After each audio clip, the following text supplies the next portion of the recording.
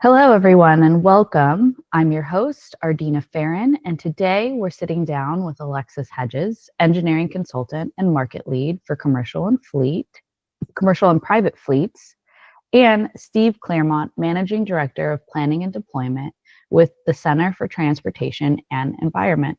Welcome. Thank you, Ardina. Thank you, Ardina. It's lovely to be here.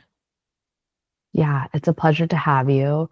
And this conversation is going to be a great one for our audience because it really breaks down the experience of fleets who have been interested in transitioning over to an alternative fuel or an electrified fleet.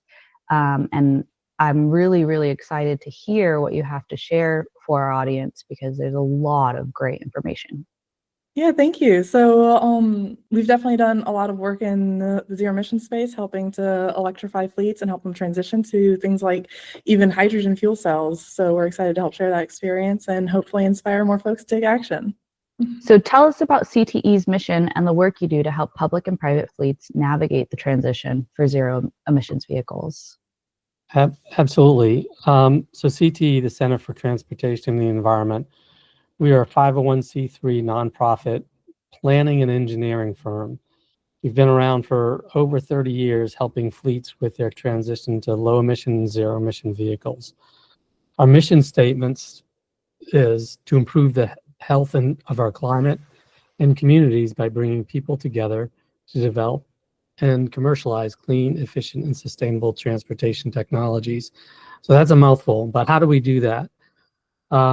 First of all, it's through research, development, and demonstration of new technologies, new transportation technologies, whether it's vehicles or components that exist on those vehicles.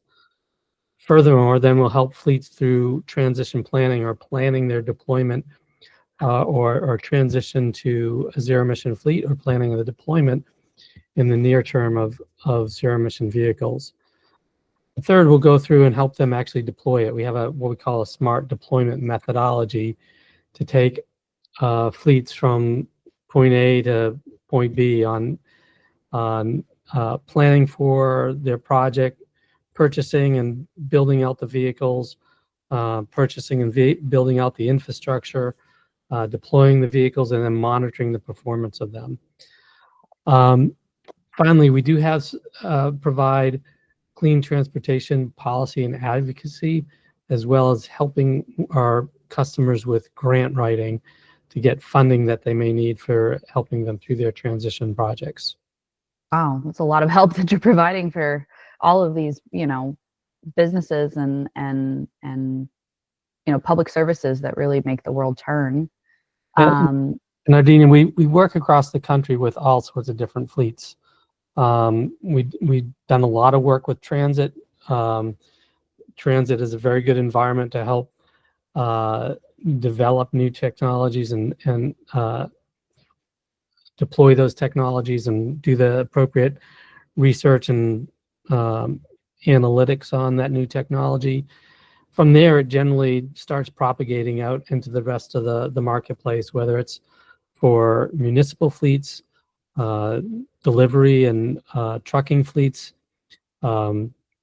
airports, marine ports, on and on, school buses. We're working in all of these markets to help transition our entire transportation network to zero emission. And of course, for a lot of these early deployments, more predictable services like transit or like short routes and things of that nature are an easier proving ground to help show and demonstrate what the vehicles are capable of and make those comparisons while we're exploring the space. And we've also seen some examples, though, of more large-scale deployments and transitions as the technology matures. So that's something that I'm really excited to get to talk about today. And just out of curiosity, what makes transits kind of that starting ground for you guys? Several reasons. Number one, they're basically running the same route every day. So as a data collection and analytical perspective, it creates a control mechanism that we can monitor performance and understand and develop expectations of how that vehicle will perform over time. We've developed a lot of modeling tools that started out with transit, where we can analyze a route in a given environment to determine how much energy is going to be required to perform on that route. How much energy is required on a daily basis, or weekly, monthly, annually. And we can translate that information into the what the fueling requirements are, either for charging or for hydrogen fuel. Furthermore, we can enhance our modeling tool to take that to any kind of vehicle in any type of environment. And this is essential to planning. Before you buy a vehicle and put it out in service, you really need to plan and understand how these vehicles can operate, feasibly operate in your environment. So these are the tools that we've been able to develop over time based on our experience in transit. Well, awesome to hear, because, a lot of the times private companies, they get this idea or this notion that maybe we should, electrify our fleets or use an alternative fuel, and they kind of jump in head first. And it's seemingly, not even seemingly, it is a big undertaking to kind of understand and then to deploy on their company scale. So I think that your strategy of using a more predictable model to kind of gather the data, get the fine tune it, so that it could be more applicable to elsewhere in other projects is a really great strategy. Could you tell us about some of the projects that you've worked on in the work truck space? Yeah, for sure, Ardina. That actually, something that you said just now reminded me specifically of one project that I've had some involvement in. You mentioned something about taking on more than they can chew initially and preferring to take it more in bite-sized piecemeal steps. And that reminds me of the project that we're working on with the city of Glendale in California, where they're working towards full electrification by 2040. But one step that they've taken towards that measure right now is a fully zero-emission construction crew that they're working on the deployment of. Wow. Can you explain that a little bit more? What does that mean entirely? Yeah, totally. So they have that goal to transition to an electric fleet by 2040 because they're still subject to the California Advanced Clean Fleets regulation. I know there's been a little bit of change in that space lately, but government fleets are still required to transition, so they're still setting that as their timeline goal. Yeah, just what's really cool about this project is the variety of vehicles that go out into service in a construction crew. So they'll have a battery electric pickup truck or crew truck. So the vehicles incorporated in that crew include an electric dump truck, a mini excavator, pickup truck, and compact wheel loader. So they're deploying an electric equivalent of each of these vehicle types in one singular unit to get their feet wet a little bit with the technology before having to fully commit their entire fleet to this transition. Can you please explain what a zero emissions crew is? Yeah, totally. So the city of Glendale, they have multiple different crews and vehicle sets that go out to perform a service. And so in order to prove the zero emission technology in practice, we're electrifying one full crew, which the vehicles incorporated in that include an electric dump truck, a mini excavator, pickup truck, and compact wheel loader. And so this is going to be helpful to demonstrate a variety of different vehicle types, show how these vehicles perform in service, help to identify future opportunities for this transition, because while they have that full transition plan by 2040, taking it step by step is going to help to ensure the success of the full life of the project, as opposed to biting off more than they could chew, like we were talking about earlier, being that big pitfall. So again, that's the dump truck, mini excavator, pickup truck, and compact wheel loader. When they see all of these out in service, they're going to be able to get all that data to help inform which vehicles are eligible for replacement next, and maybe adjust that transition plan as need be. And when companies are deciding, maybe they want to transition out of using diesel or gasoline powered vehicles, they're typically moving towards like a battery electric or a hydrogen fuel cell powered vehicle. And for the commercial space, for commercial vehicles, it looks like predominantly people are kind of considering electric vehicles for their use, and work trucks are a great test case for this, especially if they're doing shorter routes or, in city services. But what about trucking and logistics? Like, what can be done for vehicles that can't charge as frequently and need to travel greater distances? That's an excellent question. So something that's important to keep in mind is that there's not really going to be a single best technology. We hear the most about battery electric vehicles. That's, of course, the first thing people usually think of. But then you start getting that range anxiety for those longer distance trips and those more high energy consumption deployments. And so that's when we start to consider instead hydrogen fuel cell vehicles, which are a better fit for those regional long haul routes, heavy payloads, and quick refueling needs that closely mimic diesel operations. That's just because of the fact that with that hydrogen fuel, you're able to pack a lot more energy on board compared to a battery electric vehicle, where the batteries themselves end up taking quite a bit of the weight of the vehicle over time when you really are trying to pack all that energy in. One example that we've been working on in that space is with the NorCal Zero deployments, where they've been deploying fuel cell electric trucks. And they were leading the introduction of some Class 8 Hyundai fuel cell electric trucks into the electric market. Hyundai is one of the largest vehicle manufacturers in the world, and so this will bolster the growing domestic supplier base. So all 30 hydrogen fuel cell drayage trucks are currently in deployment out as a result of this project, and they're delivering cargo in the Port of Oakland area. And this helps with both the supply and demand from the hydrogen perspective. One thing that's been a little bit of a struggle for more large-scale hydrogen deployments is supplying the molecule itself and making sure that there's a good reliable source of the fuel available for these types of deployments. And so as part of the NorCal Zero project, they were not only deploying those vehicles, but also installing stations that will be in use not only by the vehicles, but just available for the local area as well. Wow. I'd say that's incredibly helpful for, a whole community consideration of transitioning, personal vehicles to a cleaner, more sustainable way to, get around and about the city. For sure. And there are a couple of other wins for this project, not just from the lower emissions standpoint, but also there's been a lot of feedback collected from the operators themselves.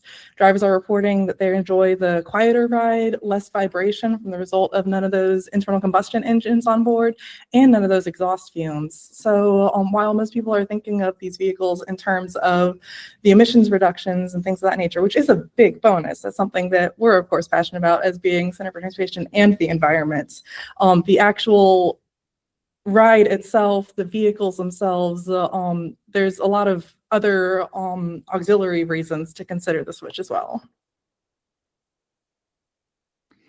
And how did this project turn out?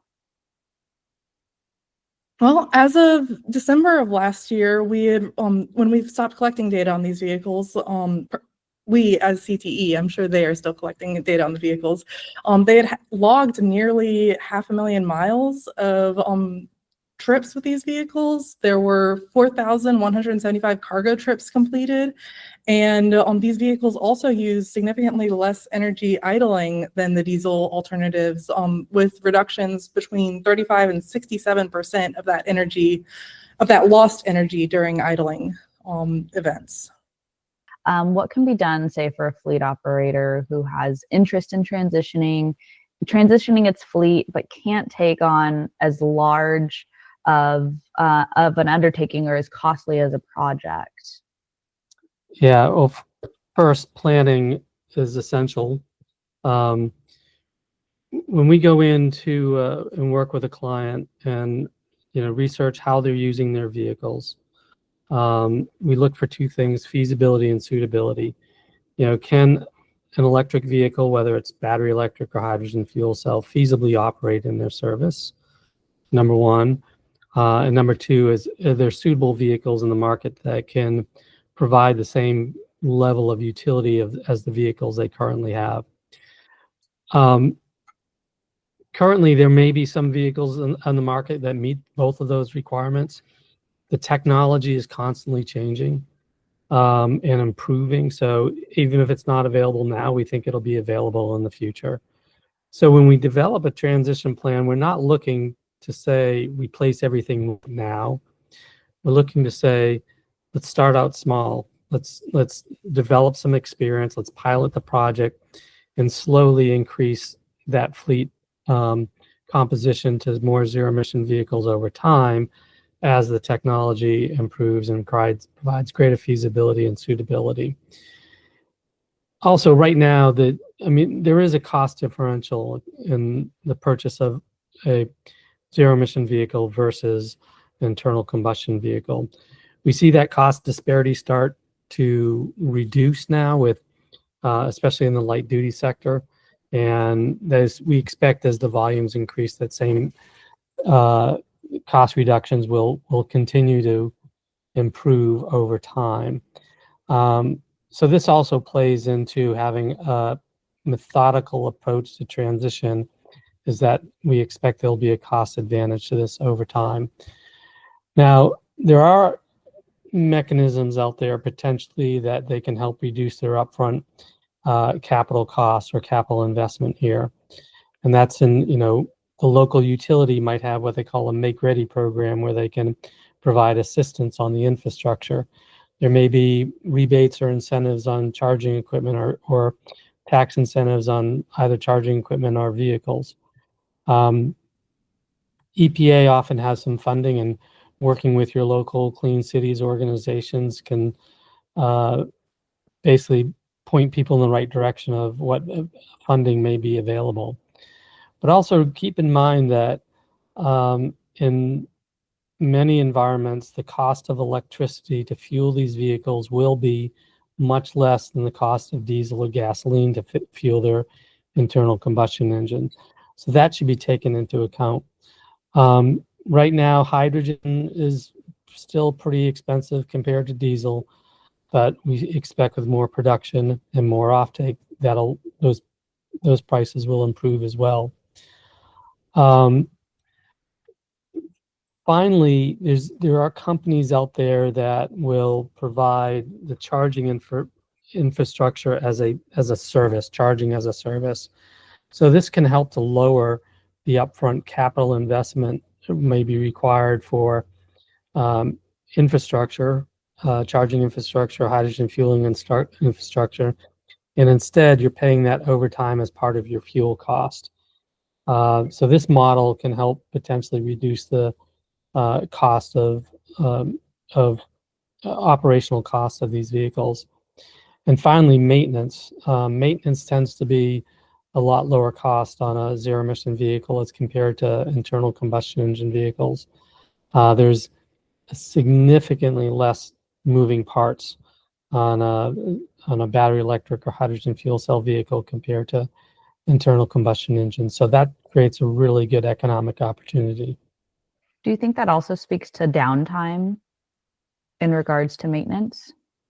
Yeah, certainly there will be less downtime as well. I mean, you need to keep up with your preventive maintenance just like any other vehicle, but with less parts to maintain, you should have less downtime as a result.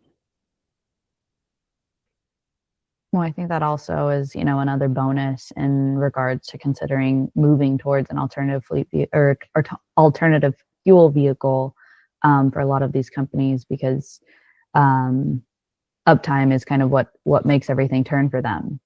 So that's great to hear. You were talking about sort of funding and availability of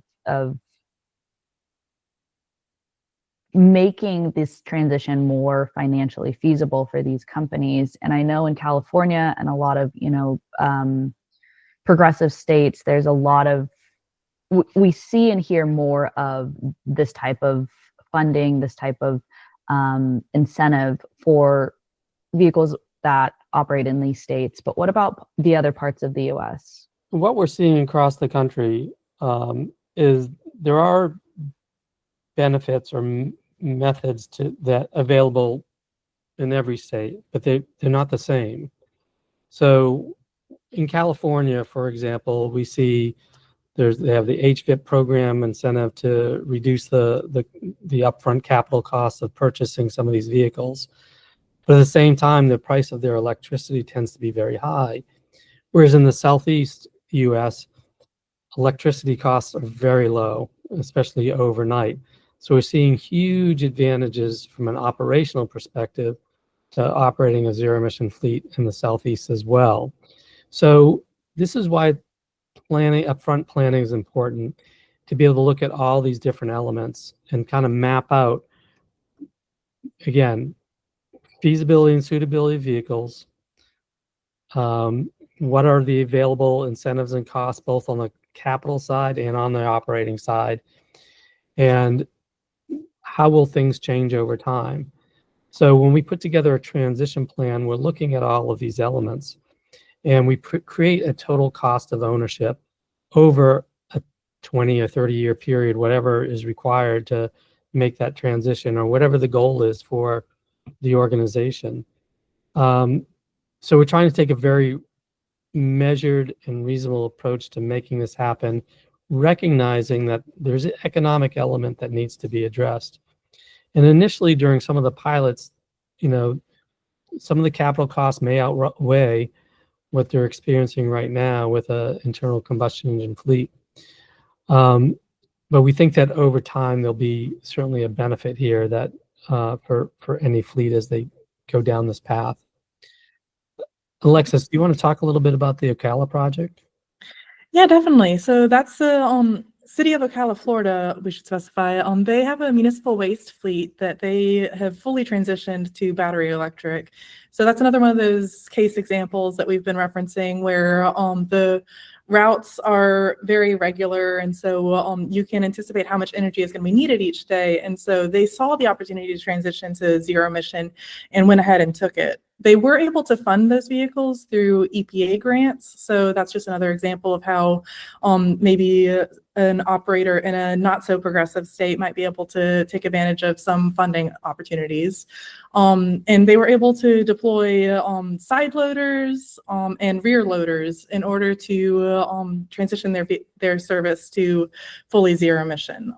They did experience a couple of maintenance challenges early. Some tires were more expensive and needed to be replaced a little bit more often because of the heavier weight of the vehicles with the batteries on board. But that's, of course, to be expected when you're leading the way and when you're an early adopter for these technologies. But they have been seeing those operational cost savings, and battery bus charging has been much cheaper than diesel refuels as a result of their transition. In Ardina, there's a great case study coming out of South Carolina, Benor Logistics. They've purchased a number of battery electric Class 8 trucks, and they move freight around regionally or in a localized area. They receive funding through EPA to support the purchase of the vehicles. And actually, their customers were asking them to go to electric. So much so that the customers actually installed electric charging equipment stations for them. So as they were delivering freight to that customer, they could charge at the same time. So this was, a very synergistic type of scenario where, the customers wanted to clean up their supply chain. And they were reaching out to their distributors to say, how can we work together to make this happen? So don't think that you're in this all by yourself when you go through this process. Think about the big picture, think about your customers, think about your suppliers, and think about, how each of these entities can leverage each other to make these type of things happen. I think that brings up a really great point of, staying in communication with your vendors, staying in communication with all of the various facets of your operations in your organization, and, adjacent to what you're doing, because that's a great way for companies of all sorts to be able to kind of pull together resources and maximize what's available to make sure that there's adoption and sustainability going forth. Right. In every environment, every instance is unique. And so often we might hear stories about something that's happened somewhere far away or somewhere else, and recognize that that story really doesn't apply or may not apply to you at all. This is why it's important to do your own research and understand your environment and how well these technologies can be adapted to your operations. Of course, there's going to be some use cases where range limitations might be a little bit of a struggle for the transition to zero emission, but there are some use cases that are a perfect example for why you might want to switch to zero emission because of the battery on board. Some niche applications like the availability of vehicle to grid, so being able to have that on-site energy available at your destination can be a big win for battery electric vehicles over their diesel counterparts. Some applications might have favorable regenerative braking opportunities. Any braking event with an electric vehicle, you're going to be recovering some of that energy. And so if there's a use case where the vehicle's heavier on the downhill than it is on the uphill, like in some niche mining applications, there's advantages to zero emissions. So that's just one example of when the switch might actually be a operational feasibility win as opposed to a feasibility concern. Right. And I think that definitely speaks to the planning portion of, transition, because say some of your drivers are consistently taking routes where you might be gaining back some energy with regenerative braking. That's a really good consideration within planning and potentially adopting electric vehicles. For sure. And of course, in today's environment, that's a very niche application, but something definitely to be considered when thinking about this whole zero emission transition. If somebody was interested in something that they heard and they looked CTE up, what would they experience, or what might they anticipate within working with you? So, Ardina, we welcome any inquiries into this area, and we're happy to talk to any fleet about potential transition to zero emission vehicles. Again, we'll start out with a conversation about goals and objectives for your program. What is it that you're trying to accomplish? And then we have a methodology to take an organization through development of a transition plan where we can collect data on your operations, on your vehicles, on your routes, on your facilities. And we use that information as a basis for analyzing feasibility and suitability of vehicles, what your procurement schedule is for replacement of vehicles. Again, we're not trying to strand any of your current assets at all. We're trying to create a reasonable approach to getting you started and then taking you through on a journey, so to speak, to achieve a zero emission over the next 20, 30 years or so. Again, this is a marathon. It's not a sprint. We're not trying to push anyone to transition immediately. We don't think that's a very reasonable approach. This needs to be something that makes sense for each fleet as well, because you've got a business to run, you've got operations to be successful with, and the vehicles are a tool to make that happen, and we recognize that. So we'll work with you to develop a plan that's going to make sense. Alexis, you're probably the best person for them to reach out to. How should they talk? How should they find you?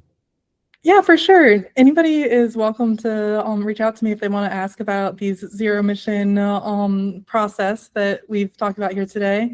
My email is, of course, just alexis@cte.tv. TV as in television. And if you want to just navigate to us on the website, explore a little bit more about what we're about, we are cte.tv. And scrolling down on the page to the markets section, you can reach out to us via that way as well. Well, I want to thank you both for the time. It has been incredibly informative. I hope that for our audience, they were able to learn something new, take some bite-sized considerations on it, the information that we discussed today. And I hope that you both enjoy the rest of your day. Thank you so much, Ardina. It was our pleasure. Thank you. It's been wonderful speaking with you today.